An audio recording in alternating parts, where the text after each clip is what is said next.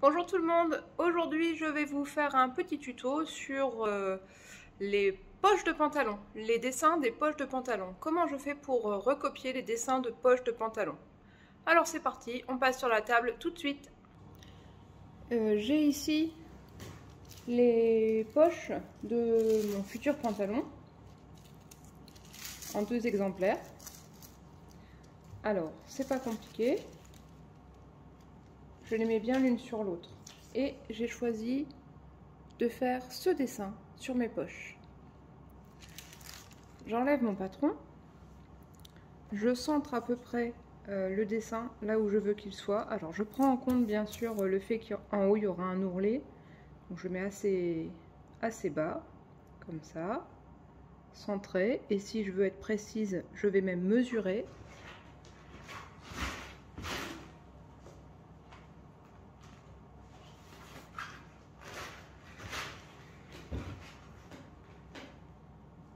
Entre le bord et le début de mon éclair, il y a 3 cm.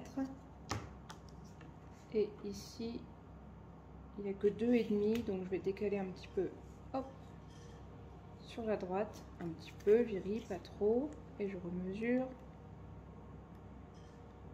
2,75. Et ici, 2,75, c'est pas mal.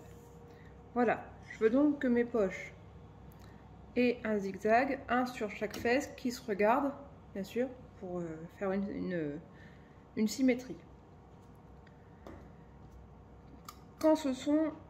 Notamment quand ce sont des lignes droites comme ça, il me suffit d'épingler chaque intersection. Attention, ça a bougé. Voilà, je remets. J'épingle toutes les intersections.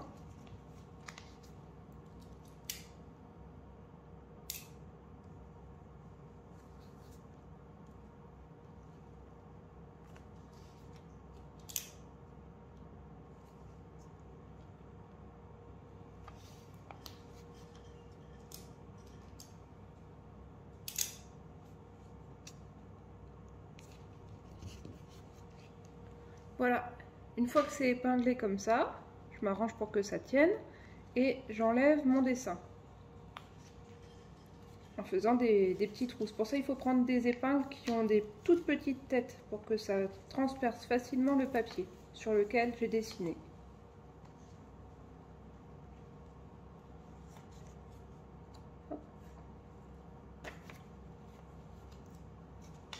Et encore une. Voilà. Je me retrouve juste avec une série d'épingles qui dépassent. Vous voyez ? Et là, avec ma règle, je vais pouvoir tracer le dessin.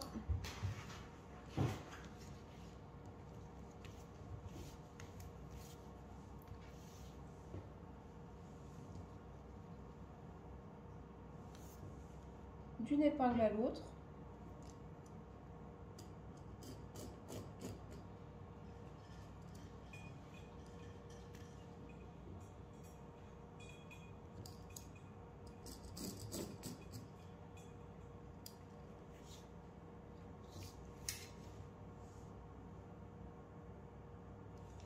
Oui, là je me suis trompée forcément.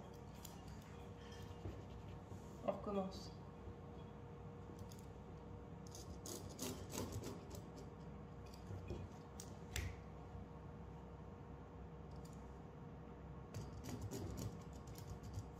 C'est sûr que si je ne sais même pas recopier mon propre dessin, on va pas y arriver. Hein.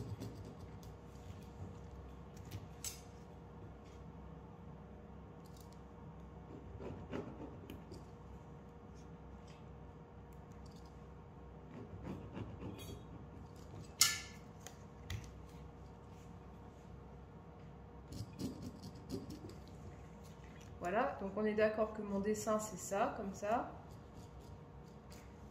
Je suivrai bien tout à l'heure à la machine à coudre pour suivre les bons repères.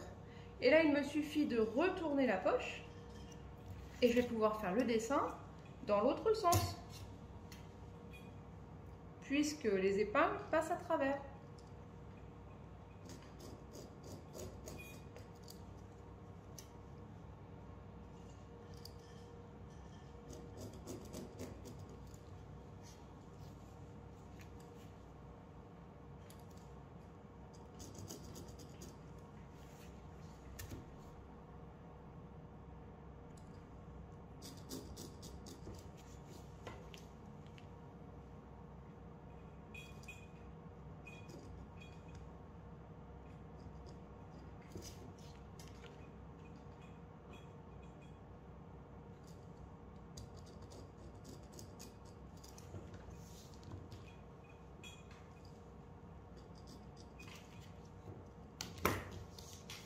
Voilà, et j'aurai donc au final, hop, et hop,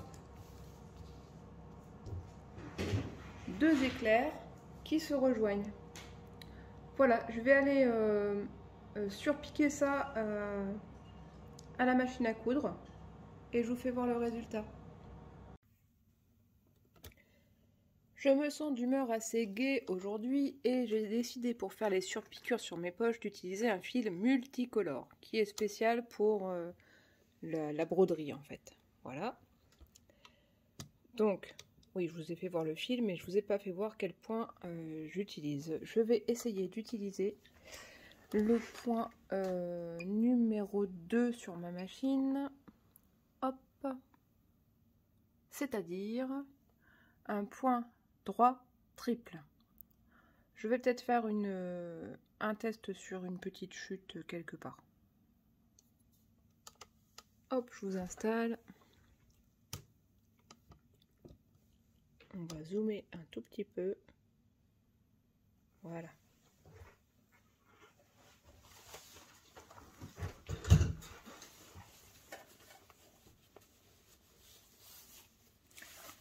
J'ai pris un coton qui traîne dans mon stock et je vais faire un essai du zigzag triple. Non, du point droit triple. Hop, je tiens mon fil au départ pour pas qu'il se sauve.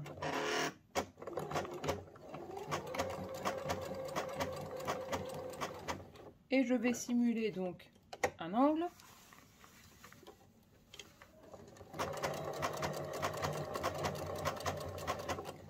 Donc quand c'est du triple, il faut toujours finir sur la deuxième fois où il pique en avant. Hop, voilà, là il a piqué en avant pour la deuxième fois.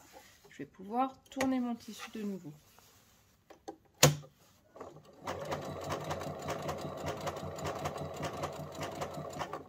Ok. Et ben on a bien compris. Voilà le résultat. Alors que je coupe. Hop. Hop. Voilà ce que ça donne. C'est pas mal, sur le gris, ça devrait bien ressortir. Allez, je suis partie, je fais ça.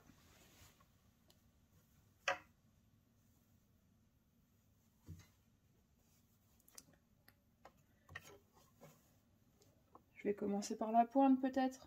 Ce sera pratique. Non, au contraire. Je vais commencer sur la ligne droite du bout de mon éclair. Alors...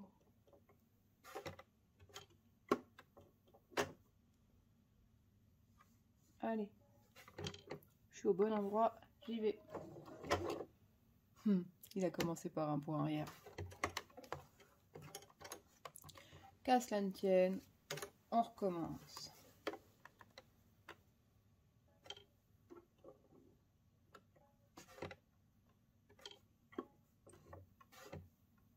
Cette fois, c'est parti.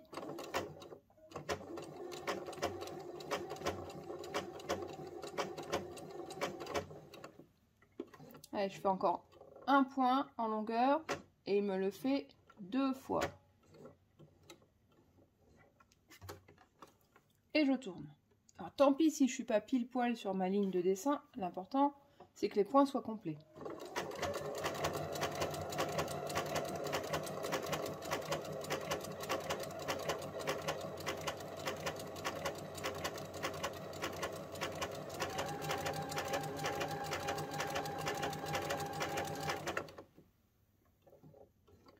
Et voilà, nickel.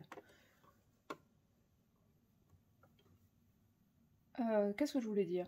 Oui, avec le point droit triple, c'est pas évident du tout de faire des courbes. Parce que comme il repasse sur le point qu'il vient de faire, si on tourne au même moment, les deux points ne sont pas l'un sur l'autre.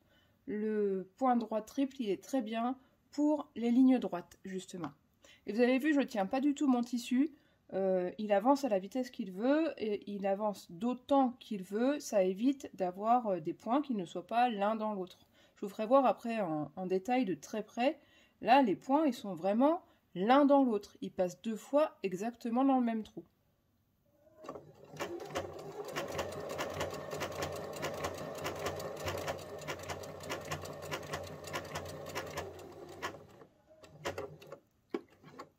Encore un point en avant.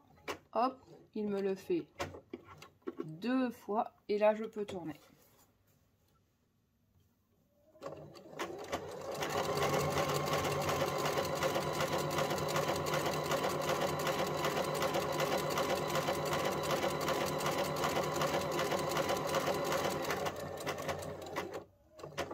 Allez, encore un point.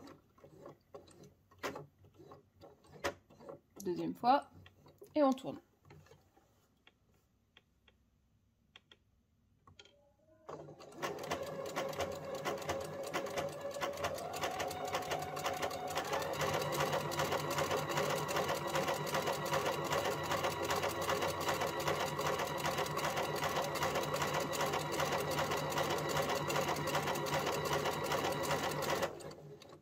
Encore un point. Et on tourne.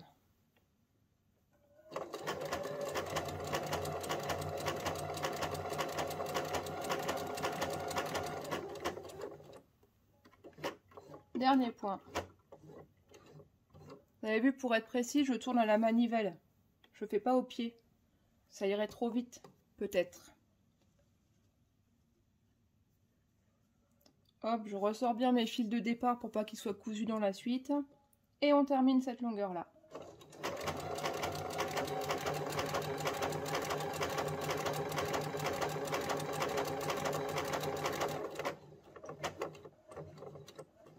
Encore deux points.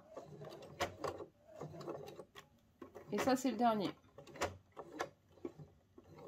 Voilà.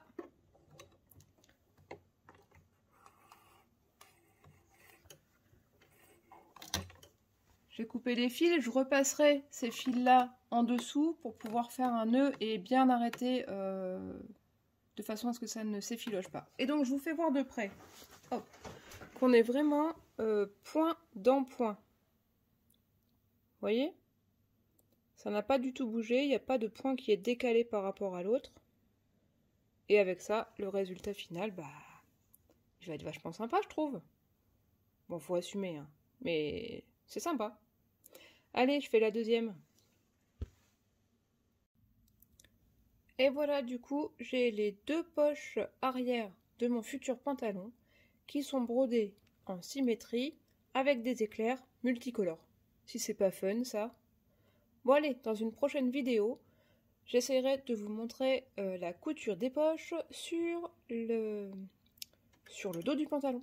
Voilà. Donc, n'hésitez pas à vous abonner à ma chaîne et à mettre un petit pouce. À bientôt!